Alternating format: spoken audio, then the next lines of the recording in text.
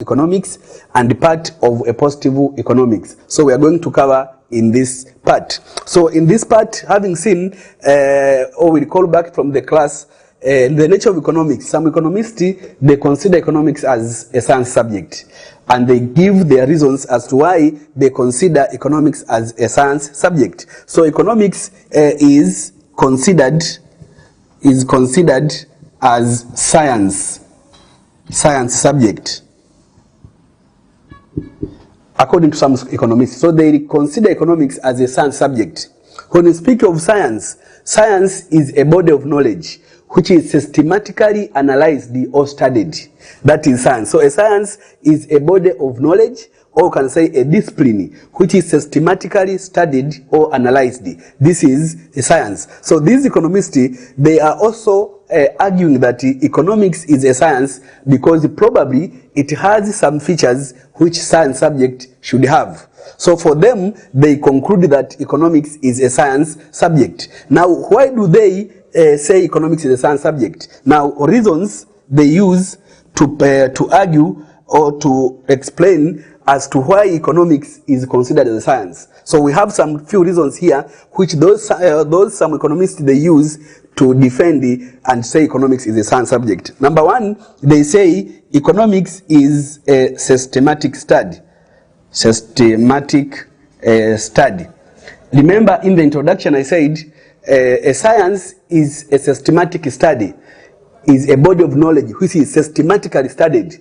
So if we find that a subject, it is systematically studied, it is systematically analyzed, then we'll be in the position to say this subject, it is a science subject. How do we say systematically? It means all science subjects or all science disciplines, they involve some steps in studying the subject. For example, it should involve issues of identification of problems.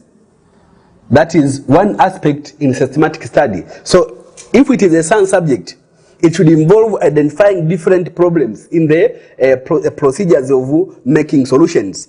Identifying these problems, it is also involving data collection. That means there should be data collection. You identify those problems. Maybe you say there is inflation in the economy. That is the problem.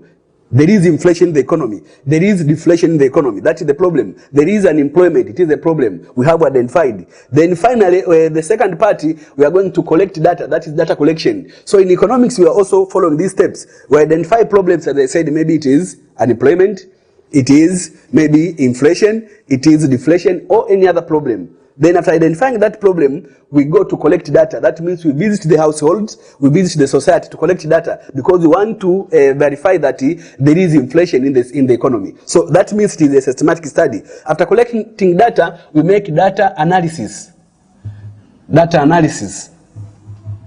This is also done in economics. After we collect data, we have data analysis where those data, they are analyzed, they are simplified, then they are maybe tableized, or they can be presented in a graph or in tables or in shadows, whatever. But that is analysis of data. So those data collected, they have to be analyzed systematically. Then after analyzing those data, that means we have the issue of drawing a conclusion.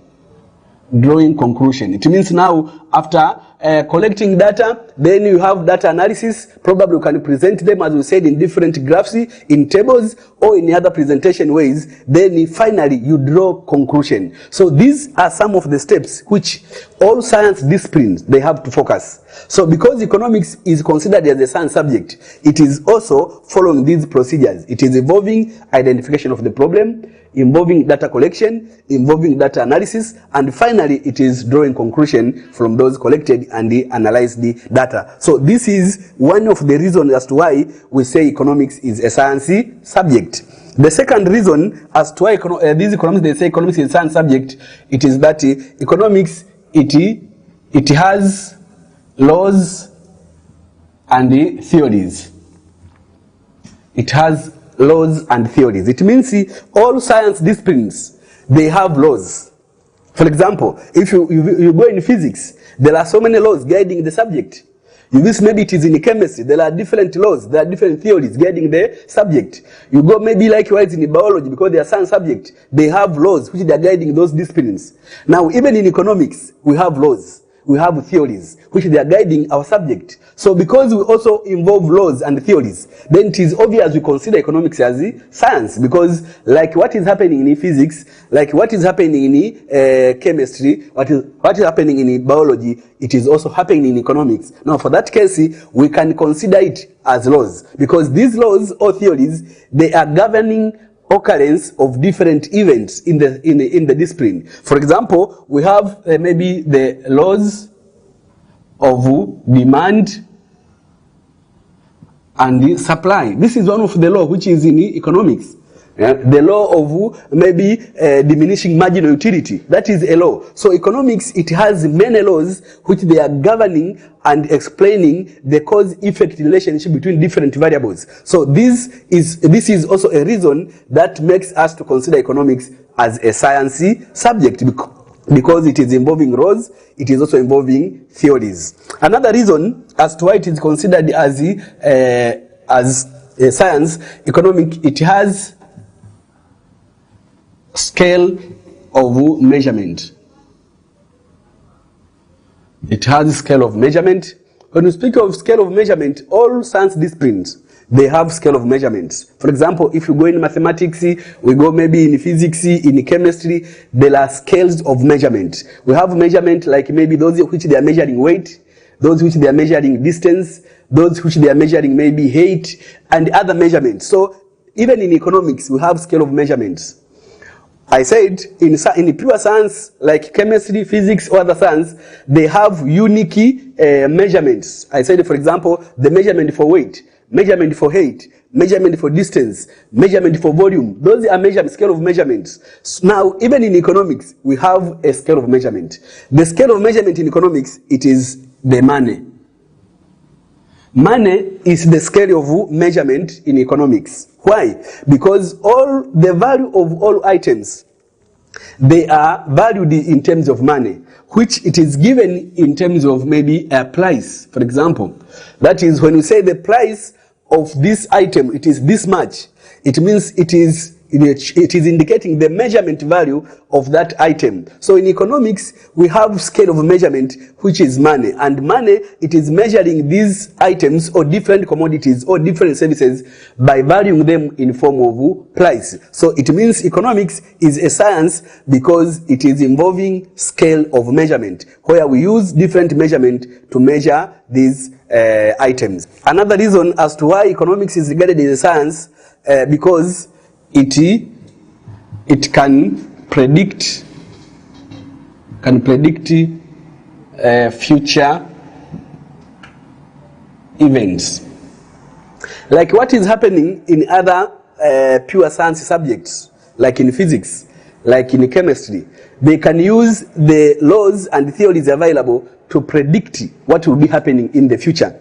We all know, those who are taking geography, you know, in geography, we can predict what will be happening in the future. For example, there are those people who are predicting, maybe in some years to come, these continents we have, they might multiply, because they have seen some events going on. Then they conclude that because there are faulting, fractures going on, then probably in some years to come in the future, these continents we have, they will no longer be 7 continents. We may have 8 continents or even 10 continents, because they see those events. So they are predicting. So even in economics, we can use the available informations, we can use the available laws and theories to predict what will be happening in the future. For example, we can see the ongoing changes on price, the ongoing changes on employment. Then we can predict what will be happening in the future in terms of employment, what will be happening in the future in terms of price. We can also predict what will be happening maybe in terms of population. We can see the present population, how does it increase in terms of population growth rate. Then we can predict that in the future, the population will increase rapidly. It will cause these problems. So because it is giving us room of making predictions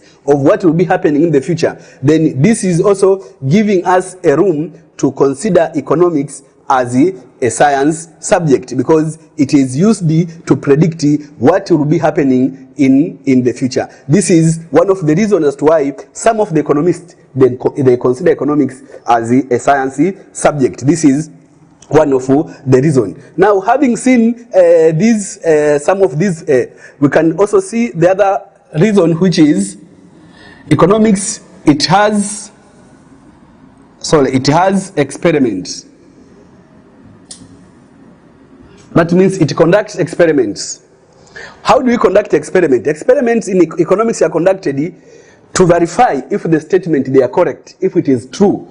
If we have a demand function, if we have a demand law, we can use that demand law and the demand function to make experiment whether the effect will be true. If we say an increase in price result to a fall in quantity demanded, we can prove it either by graph, we can prove it either mathematically. So because you can make experiment to prove different events, like what they are doing even in natural science. You can see in natural science they have laboratories where they are going to conduct experiment to prove different events. So even in economics, we are conducting different experiments to prove different events. As I said, if we say maybe if tax increases, it is going to reduce the consumption pattern of individuals, then we can prove it either mathematically or we can prove it using graph. So we consider economics as a science subject just because it is involving experiment which proves the occurrence of different events.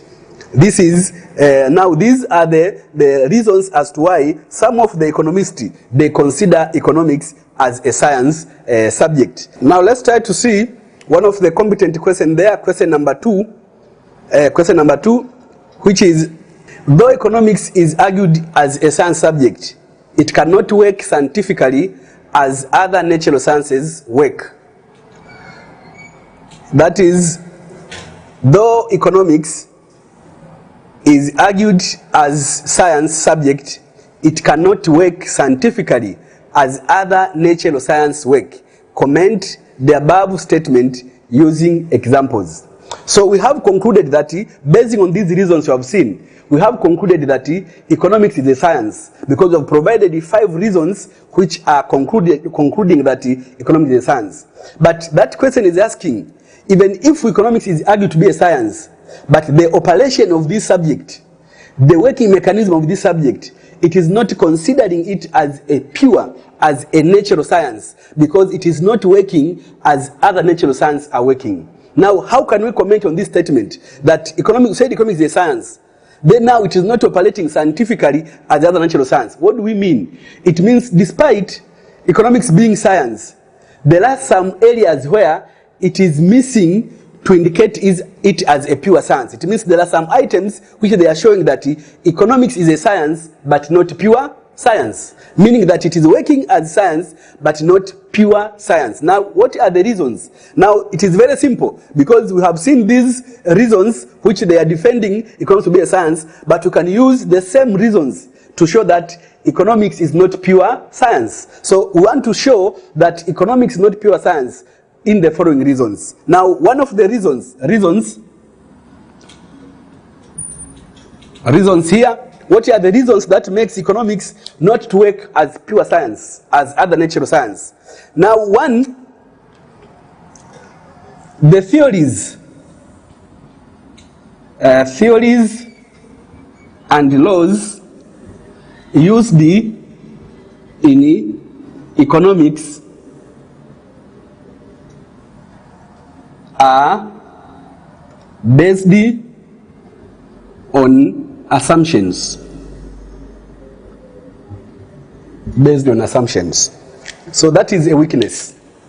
It means we cannot consider economics as a pure science because the theories and the laws which they are explained in economics are not pure. They are based on assumptions. When you say assumption, means those laws, they cannot work unless those assumptions or those conditions, they operate. So if we have a law which cannot operate until a certain condition is fulfilled, then that is not a pure law. It is something which is explaining truism of items, but not a law. For example, when you say this is a law of demand, law of demand, which states maybe ceteris paribus. So the word ceteris paribus, we call back to class, we said ceteris paribus means other thing being constant. It means for this law to operate, there should be ceteris paribus. This is the condition. So it is not a pure law because it is based on a condition, meaning that other thing being constant, the higher the price, the lower the quantity demanded. And the lower the price, the higher the quantity demanded. But it is working at a given condition. So for that case, if we go in pure sciences, like in physics, when we say this is the law of rotation, there are no conditions there which they guide the law. The law is stated for rotation and it is working purely. But this one, it is working under given condition, which is ceteris paribus. Meaning that when these things, they are not constant, the law is not functioning. For that case, this is not a pure science subject because the laws and the theories are based on assumption. The second reason, we said economics has scale of measurement, but the scale of measurement is not static. Or you can say not constant, so that it is well known. It means the scale of measurement in economics, because we said economics also has a scale of measurement, as we said. But this scale of measurement, we said, it is money. It is not constant. The value of money changes from time to time. You can find today 1 T shilling maybe equals to this amount. Tomorrow it is going to change. They are going to change. So it is not constant. It is dynamic, changing from time to time. But we said for those pure sciences, their scale of measurement, they are not changing. If we say 1 kilogram equals to 1,000 grams, then that is constant, cannot change. When we say maybe 1 kilometer equals to 100 meter, for example, that it cannot change because they are constant. But in economics, the scale of measurement is not constant. It is changing from time to time. You can find the value of items today, they differ from those one tomorrow, and that they may be the day after tomorrow, and so far. So for that case, the scale of measurement in economics, which is money, is not constant. This is indicating that economics is not a pure science. The other reason, experiments in economics,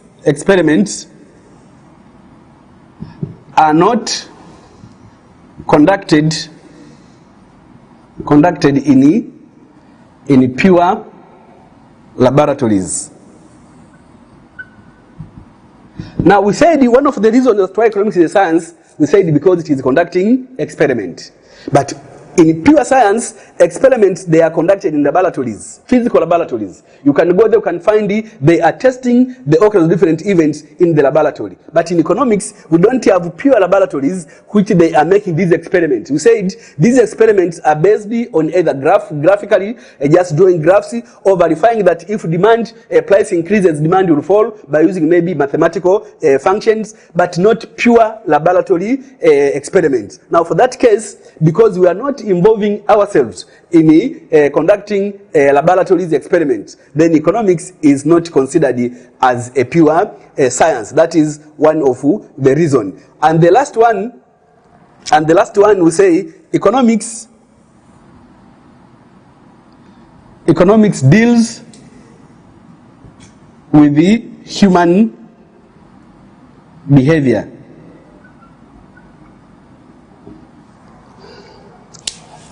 Another reason as to why economics is not considered as pure science, because this subject, it is dealing with the human behavior. Remember, human behavior is dynamic. There is no uniform way you can define human behavior. So if the discipline or the subject is dealing with human behavior, it is not easy to consider it as science because there is no uniformity. Because human behavior, they change from time to time. They are not static, they are dynamic. For that case, this subject is not a pure science because it is dealing with the human behavior. Behaviors of individual consumers, individual producers, behavior of the government and others. For that case, these behaviors are not uniform, they change from time to time. Then they are taking economics to be considered not as pure science. Now, these are the reasons as to why economics is considered as not as a pure science. Now, based in this expansion I've made, showing that economics is a science, then in working mechanism, this science can be studied in two approaches. That means we can explain science of economics in two approaches. That means economics is a science subject. We can study it in two approaches, I said. The first approach, we study it as positive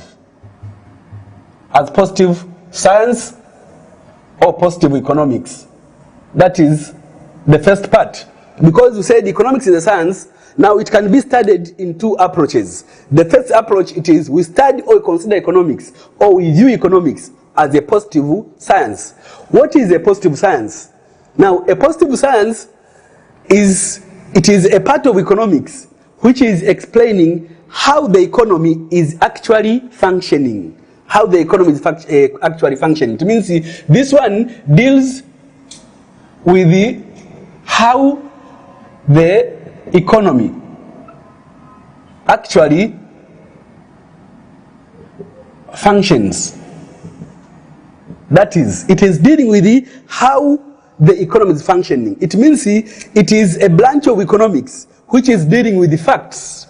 It deals with the facts or realities.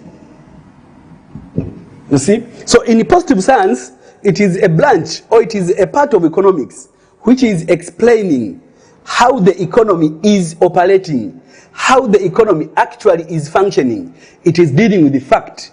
The fact. That means this part, it is not dealing with the value of judgment. No, it deals with the facts. It means with the positive economics, when people in the economy do not agree, they have to observe what does the facts tell us when there is disagreement. So it means when there is any disagreement in the economy, that means we have to go to the fact. What does the fact tell us? So it means in this part, we deal with the reality or facts only. For example, when we say how the economy is actually operating, for example, when we say it uses statement maybe like what is. It means what is, it is reflecting what is the fact of that item, the fact of that economy, the fact of that situation. What was. This statement, they can be included in the positive statements, that they are showing the reality, they are showing the facts, or how the economy should actually function. This is when we speak of positive economics. For example, when we say, one of the positive statements, e.g., that's an example when we say the increase in price results to fall in quantity demanded. Those say that such as peribus, but this is the fact. When price increases, we expect demand to fall. So this is the reality. If we don't agree, we go to the fact. Either we use, as we said, maybe tables, we use maybe diagrams. We present that when price increases, demand will fall. So this statement, it is a positive statement because it is indicating the reality. It is indicating the fact, what will occur. Because when price increases, we expect demand to fall. So that is a positive statement. So this is the first approach of studying economics. Now, if we view it in this way, the second part, you can view economics as normative economics. Normative statement. Normative statement. As normative statement, here economics, it deals with how the economy should function. So here you can find a difference. In the first approach, we said it deals with how the economy is actually functioning. Here it is saying it is dealing with how the economy should. It means it is like a suggestion. It is like something to judge that how should it work. Not how it is working, how should it work. So this is a normative economy. It means this economy, it is observing or it is dealing with the people's moral or attitudes, expressions, and opinions. So it means it is considering opinions, expressions, attitudes of the people. How do they suggest the working mechanism of the economy? It means it is studying what is wrong or what is right, what is good or what is bad. So people that are suggesting on how the economy should operate by basing on opinion, suggestions, or attitudes of the people in the economy. Now for that case, we expect a statement in this economy to be like, for example, what what ought to be, that is, how should it be, that is, this is normative statement, because they are basing on opinion. And under this normative statement, when people they disagree, that there is a problem of disagreement, then they don't go to the fact, because it's not dealing with the fact, they have to vote. Because he's dealing with the opinions, he's dealing with suggestions, he's dealing with the attitudes, that means they vote. They have to sit down and vote. Who says what and who says what. Then after voting, then they are going to make conclusions. So it means conclusions are drawn from voting when there is disagreement. While in the first part, as we said, it means conclusions are made after collecting fact. It means here we can make empirical evidence through research, then we can make conclusion. Here we can make through voting, that people that have suggested this, they have suggested that, then we make conclusion that these people they say, what about employment? They say, what about inflation? Then you conclude. So in normative statement, it is dealing with the opinion, suggestions, and expressions of different people in the economy. This is for the case of normative and the positive statement. Now, having seen these two approaches of studying economics, that is positive and normative economics, let's try to check one of the model question, which is a competency-based question on the issue of positive and normative statements. Now, when you check in the screen, you find there is question number 1. And the question number 1 is saying, the object of economic analysis is not merely to discover the truth, but also to assist in the solution of concrete problems. Comment on this statement. I repeat, the object of economic analysis is not merely to discover the truth, but also to assist in the solution of concrete problems. Now, try to check this question. It is asking that in economic analysis, it is not only discovering truth. It means in economics, we are not only dealing with the finding facts. We are not only dealing with the finding the truth, which is happening in the economy, but we have also to consider the solution of those problems. It means when we deal with the discovering truth, it means we are in positive economics. Because you said economics, positive economics, it is a part of economics which is concerned with the how actually the economy operates, and it is dealing with the facts. Remember, those facts we said they are collected from empirical evidences of doing research. Now, after doing research, that means we discover the truth. So it means discovering truth. It is a part of positive economics. So it means we have to explain what is positive economics, and we relate on how it discovers truth. Because as we said, it is discovering truth by conducting research through making those empirical evidences. On the other part of that economic analysis, we have also to solve the problems which they are facing, the problem. That is, to assist in the solution of concrete problems. It means we discover the truth of the economy, but also we have to solve the problems. Now, in normative economics, where we said it is dealing with the people's opinion, people's suggestions, people's expressions. It means from there, we can use those expressions. We can use how people they see. Then we can solve problems. So it means these questions demand you to explain both normative and positive statements as they are used in discovering truth, but also in solving different problems. This is for the case of that question number 1. Now, having seen this positive and normative economics, now we move to the last subpart, which is the economic laws. You are watching Darasa Online. Now, remember we said in the beginning, one of the evidence to prove that economics is a science, we said it has laws. Now, what is an economic law? Economic law, we say these are statements of tendency which shows cause-effect relationship between economic variables. Those are economic laws. That economic laws are the statement of tendency They are used to explain or to show the relationship or the cause-effect relationship between economic variables. It means the function of economic laws or economic theories.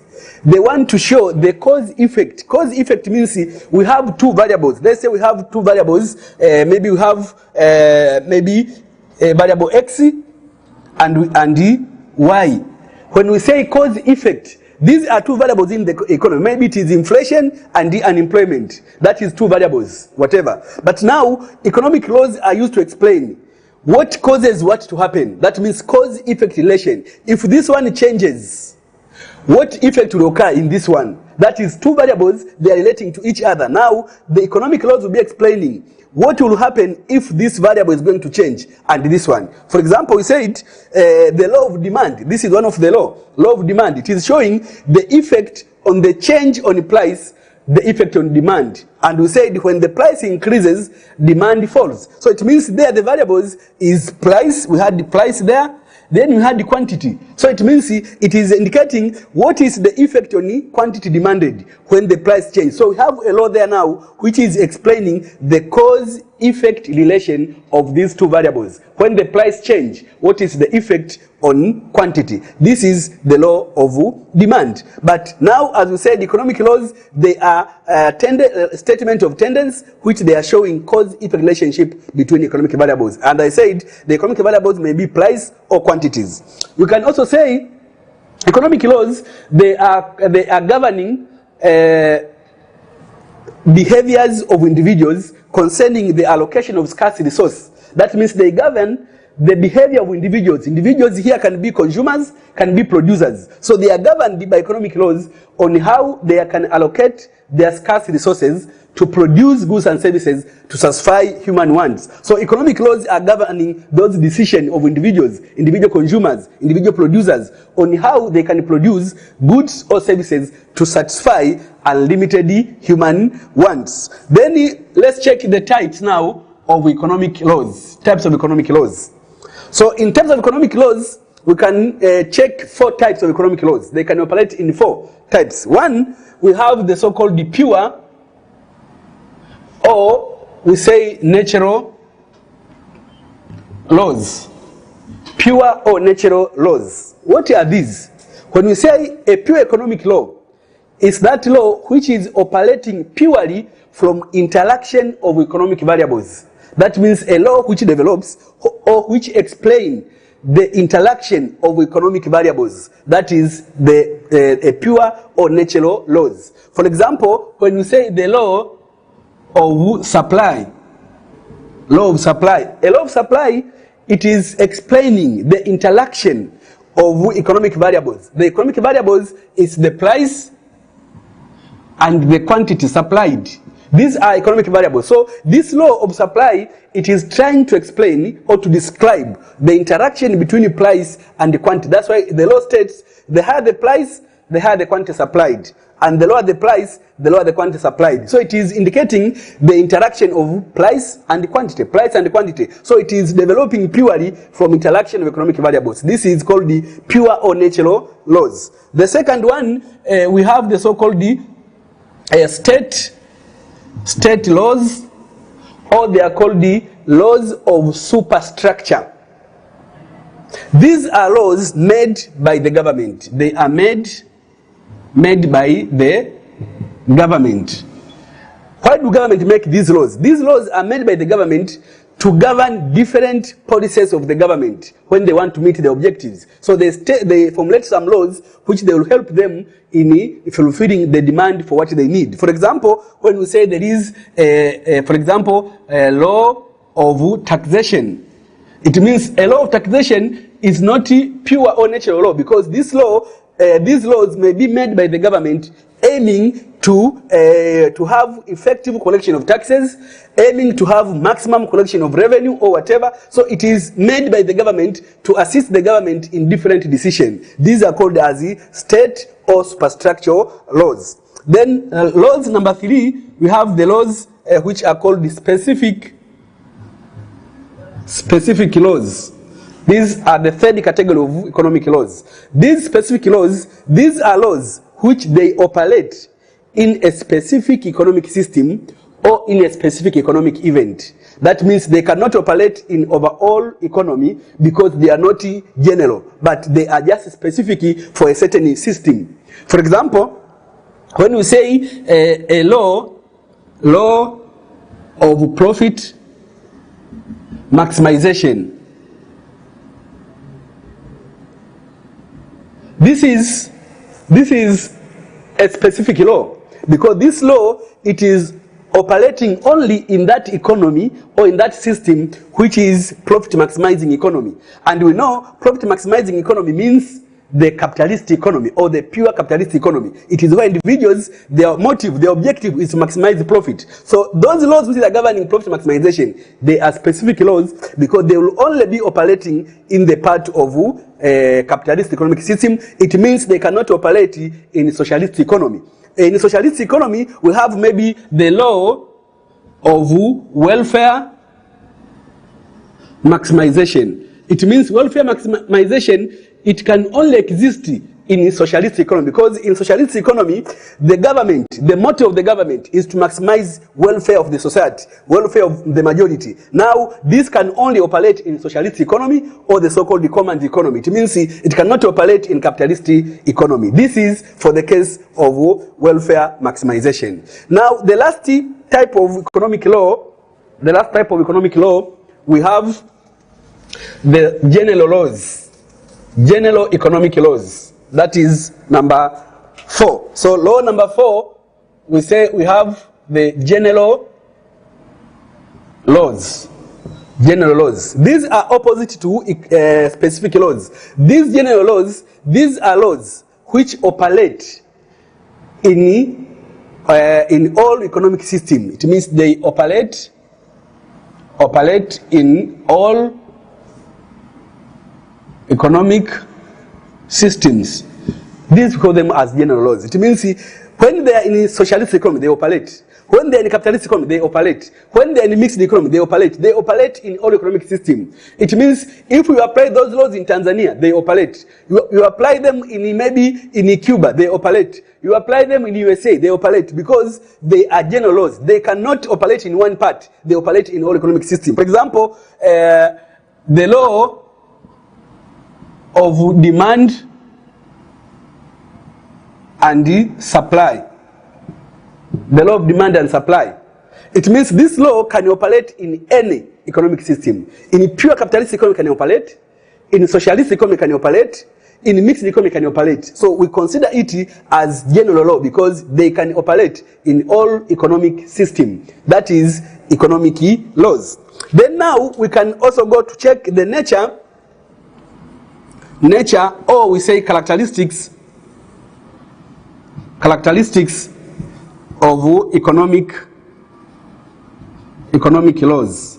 That is the nature or characteristics of economic laws. That is the other part. Now, some of the characteristics or features of economic laws, they include the following. Number 1, they are hypothetical and conditional. It means economic laws are conditional. What do we mean when we say conditional? Meaning that economic laws, they are basing on assumptions. It means the operation of economic laws, they are conditional, meaning that they operate in assumptions. That means without those assumptions, they cannot operate. That's why we said the law of demand is stating ceteris paribus. The higher the price, the lower the quantity demanded. And the lower the price, the higher the quantity demanded. Because it is explained as condition of ceteris paribus. But another thing, they remain constant. It means out of those conditions, this law may not operate. So this is the first feature. The second one, economic laws, they are indicative. They are indicative. We say indicative because they are indicating what is going to happen. That is in reality. It means when we say this is law of demand, it is actually indicating what will happen, what is going to happen. So economic laws are indicative in nature. This is one of the features of economic laws. Number 3, economic laws, they are qualitative.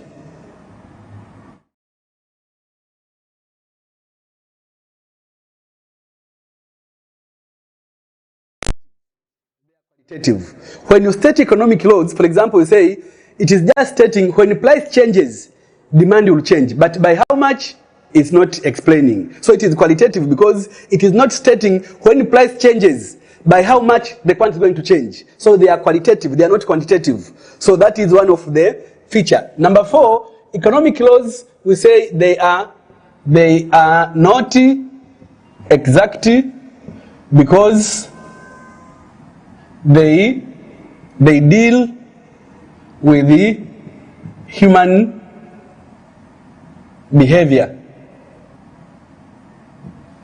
They are not exact because they deal with human behavior, and we said human behavior is not static, it is dynamic. So these laws, they are not exact because they are dealing with the human behavior. And the last, nature or characteristics, we say these laws, they are non-predictable. Predictable. What do we mean? It means, what they explain, it can happen or not. That is non-predictable. They are not predictable. You cannot predict it. The economic laws can state this event, but the event may not necessarily occur.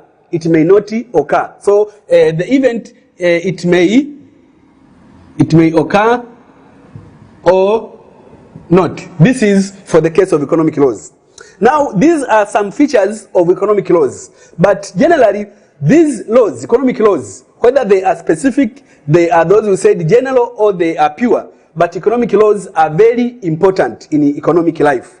They are very important because they are very useful in helping individuals to make different decisions, especially for consumers, for producers. They govern them to make different decisions. But also by the government.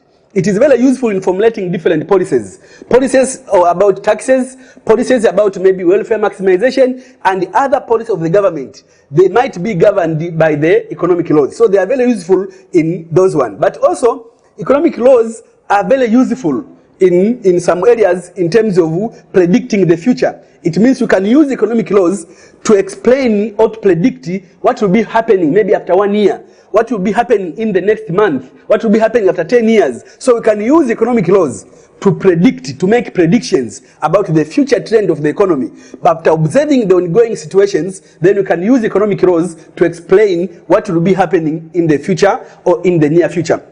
For example, maybe we can check the trend of population, the trend of unemployment, the trend of production. Then you can predict what will be happening in the future in terms of population, in terms of unemployment, or in terms of production of the economy by using economic laws. So economic laws are generally very useful. Now we go for a very short break, and once you come back, we'll read some comment and questions from some students, and you can send your comment or a question to the number which is passing on your screen. Thank you, and come back after the short break. You are watching Darasa Online. Yes, welcome again after the short break.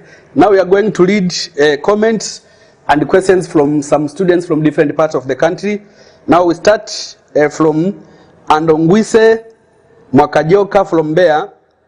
He is asking, hello sir, we have very interesting lesson because you have been facing problems in performing some of the areas, especially in economic laws and the nature of economics. Thank you for the interesting lesson. That is Mwakajoka from Mbeya. Then next comment is from Anna Kambona from Moshi. The lesson is interesting. We are very happy because we get some solutions from the areas where we made some difficulties. Thank you also for your comment. And the last comment is coming from Elizabeth John from Lindi. We are thankful for the discussion. Indeed, it is very good and it is helping us stay blessed. Thank you also for your comment. And this is the last comment. Thank you for listening. You have to keep on studying on your personal studies, pass in different past papers, books, and other areas so that you become competent enough to solve different questions. We meet you next lesson. Thank you.